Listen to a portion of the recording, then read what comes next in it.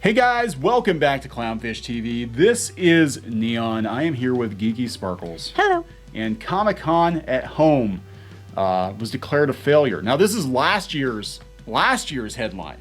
Comic-Con at Home declared a failure, but fans loved it. This year, No, they didn't. Okay. This year I think they're doing worse. I forgot it was even this weekend. They actually promoted it last year. So we're going to talk about how fans are, I believe, falling out of love with obviously fake geek media. Yep. And Comic-Con at Home seems like it is basically just studios and publishers pushing product, pushing agenda, and not really speaking for fans. It's not just that. It's just I think fans want. When you go to an event, it's like it's an event for a reason. You go there, you're there to like wear costumes, and you're there to meet other fans, and you're there because there's a certain energy about it, and you know all the other stuff. And this does not have that. It's just now the one plus side is that a lot of times these events panel rooms fill up and you can't get in, and not anybody who wants to watch a panel can pretty much watch it. That is the one perk. The problem is nobody's watching them. Nobody's watching these videos. I mean, we'll talk numbers, but like for YouTube, for any channel, especially a channel that supposedly has what, 100, they only have 158,000 subscribers. These are bad numbers. These are really bad numbers. So we're going to talk about that. Before we get into it any further, please subscribe to Clownfish TV for more pop culture news, views, and rants. Guys, we're over 212,000 subs. We are still what I consider to be a very small channel. Yeah. In YouTube terms, until you hit like 1 million, you're still kind of in the minor leagues. But for whatever reason, you know, channels like ours, and it's not just us, I want to be clear, we're not just talking about us, but channels like ours get more views on average than these official Hollywood sanctioned channels. Nerdist, you know, we've talked about that. Nerdist does not get nearly the traffic they used to get. Geek and Sundry, The Mary Sue, Bleeding Cool. Everybody knows it's about narrative. It's about show media, and it's not about being honest. I mean, occasionally you get like an honest, you know, author, and then they usually stop that person. So yeah, because you kind of make a deal with the devil. Like we were some are owned by the studios. Yes, Nerdist. I talked about that in a video earlier today. That, you know, Legendary Entertainment is probably going to be sold, and I was like, what's going to happen to Nerdist and Geek and Sundry?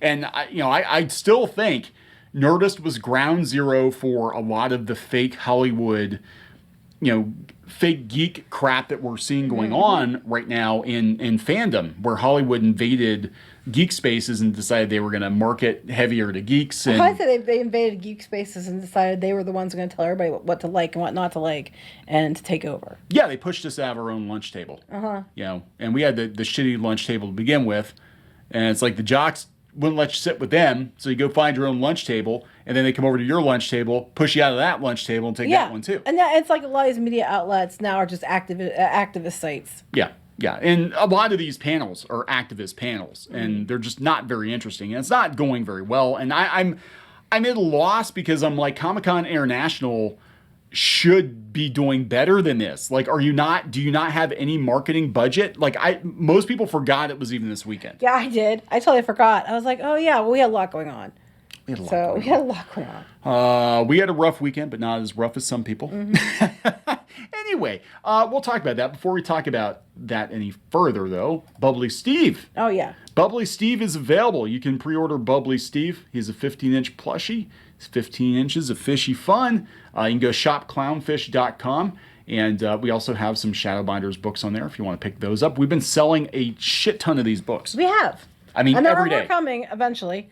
We're already working on book 3 for this, and then a whole nother story involving Crimson Red when he was younger. Yeah, so we have a spin-off coming. We have plans for this IP, but we're going to control the whole damn thing. And, you know, if Hollywood wants to come knocking, as long as we have complete control, then we're open to it. But we're not going to sell out. We're not changing anything.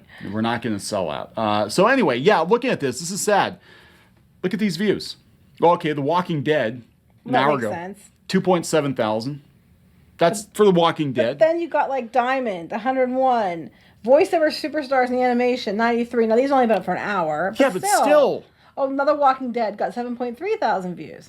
So Walking Dead's gonna do okay. Yeah, because it's got a relatively speaking. big. But diversity in comics, 168 views.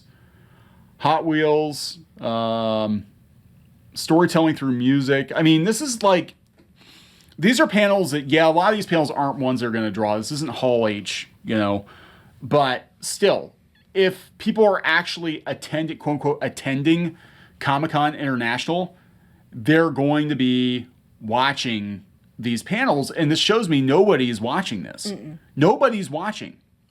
Except for if they're searching for like Walking Dead or something like that. Right. And even that, for a Walking Dead panel, that's pretty effing sad. I would argue the numbers were better last year.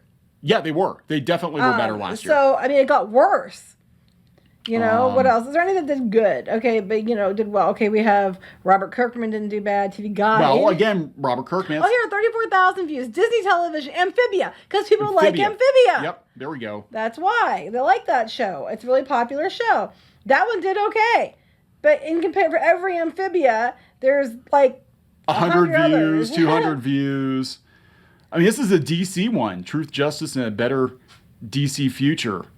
God, this is not good. I'm looking. Keep going. Is there anything like that? Udon actually did pretty good for, Yeah, 1.2. Yeah, compared to everybody else. I mean, this is... Yeah, so I'm like, who's watching this? Even the Eisner Award, 4.1 thousand views. Wait, what? Where? Right here. Comicsology presents... Oh my God, the Eisner Awards only got 4,000 views. Well, it's a circle jerk anyway, and it's pretty much rigged. Rigged. It's funny because I was actually going to bring the Eisners. Oh, were you? Yeah, they're rigged. The Eisners are. It's less obvious than with the Harveys. The Harveys, yeah, the Harveys. There was ballot stuffing going on. They changed the names on that one. Yeah, we actually know it firsthand because there were some things that we had some shenanigans that went down. Blade Runner 8,000. Her Universe did pretty good. Oh, I was going to watch it. I forgot. Yeah, that makes sense. Well, because they have a platform, too, because Her Universe probably sent out email blasts. They did. It was Netflix Geeked got 10,000 for Fear Street. Todd, dude, we could get you more than 3,000 views. That's true, we could. You're Todd fucking McFarlane.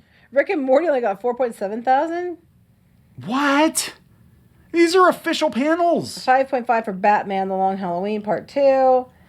I mean, there's some really weird panels and among this stuff too. Are they promoting this at all? Because this is not, even if you had the blogs that no one watches anymore or reads because they think they're shows. Well, that's what I'm saying. Because if you were doing the bare minimum and you had a website or something, or your social media, and you had people actively following, you would break a couple thousand views on every one of these videos. This shows me that they're not doing any promotion. They got 4.2 on the Masters of the Universe. We got over 100 on each. Oh, is that the one that they shut the comments off? I think they all have their comments shut off. The Incredible Impact of Dungeons and Dragons, 500.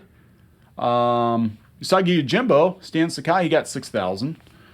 This is sad, though. X-Men Comic-Con at Home, 4.2 thousand. Tuca and Birdie got 780. That's it. Yeah. Dragon Ball, 182,000. Where's this at? Down in the corner. Oh, yeah, there you go. There we go. Dragon Ball got 182,000. They probably blasted it out to... Yeah. Yeah. So, I mean, there you go. We have 2 panels that did anything more than 10. Paramount Animation got 10,000. Okay, so there are 3 that did 10,000 or more. Here, 23,000. Welcome to the welcome thing. Wow, this is failure though. I mean, I'm sorry. This isn't like, I'm not trying to throw shade at any of the panelists. This is a failure on the part of Comic-Con International to get people invested enough to come to their quote unquote virtual convention. Like, all these news outlets should be promoting the shit out of this, and they're not. People are going to independent YouTubers, and they're, I mean, it's even smaller pop culture channels, smaller than us, get more views on average than most of these panels do. So why do you think the quote unquote mainstream pop culture media outlets gun so hard for channels like ours? Why do you think that? Because they're jealous bitches. Well, I'm looking here like entertainment is feminist. A conversation with Hollywood executives. Oh my God. Then they have different ones like cosplay, cause in service of others, couch surfing with Simon and Schuster. Some of these, I mean, Grant, some of these people aren't going to care about because it's like really inside baseball. Mm-hmm. But there are some other ones I'm like, they should have gotten. Tuca and Birdie, I'm surprised about. Everybody rallied to get it picked up elsewhere. But at the end of the day, people, what they care about, Dragon Ball and Amphibia. Yeah. Yeah. I'm floored. After what happened last year, they got dragged for it being a failure by the media. You think that this year they would have planned accordingly and maybe spent some money on promotion or something? I think promotion is part of it. I also just think people, if they're not going to make an event, if it's not an event for them, if they're not going and they're wearing costumes and they feel like they're going to meet other fans, and because if you've been to a convention, it's definitely different than just watching panels at home. Yeah. And I think a lot of people don't really care. They're not there just for the panels. That if anything else proves that, it's this. Like, especially Comic-Con, it's all taken over by Hollywood. And a lot of people wanted to get in, but I think it just proves that unless they're actually at the event, they don't really care. Yeah. Yeah, and that's it. That's a big part of the convention experience. But when you've got companies like DC doing Fandom, even I could argue the anime cons, the online versions, are doing better than Comic-Con International. They're just really not. It's not a good look. It's not a good look to have the largest comic book convention fail miserably online like this. They should have planned. They should have, especially after last year. Like I'll give you the first year, but they should have taken the feedback and been like, yeah, we got to do better next year. It's never going to do as well as an in-person convention, but you'd think after the last year, since they had to do it again this year, they would have doubled down on efforts to make sure that it did really, really well. And it just didn't. However, if you are somebody who's interested in these panels that you've seen here, you can go out to the Comic-Con YouTube channel and you get to watch them without having to pay the ticket price to get in, and you can watch them without the room being too full or anything like that. And you can pause it when you want to and take notes and rewind it and whatever. So there is that perk and that plus. So if you're interested in these things, then by all means go give these a watch. Maybe they'll up their numbers and they won't be such a failure. Oh my God, Dark Horse? They have a Dark Horse panel. They only had 500 views. And that was yesterday, so it's not like it was only an hour ago. Yeah, Batman Long Halloween, 5,000 views. Kevin Eastman, 800 views. Guys, what the fuck are you doing? This is so sad. This is really sad. And I'm not happy about it. I'm not like dancing on. I want to be very clear. I'm not. I'm just baffled that Comic-Con International is pulling these abysmal numbers. Yeah. So I don't know. We're going to wrap it up. Yep. All right. So please subscribe for more pop culture news, views, and rants, guys. We'll talk later. Bye.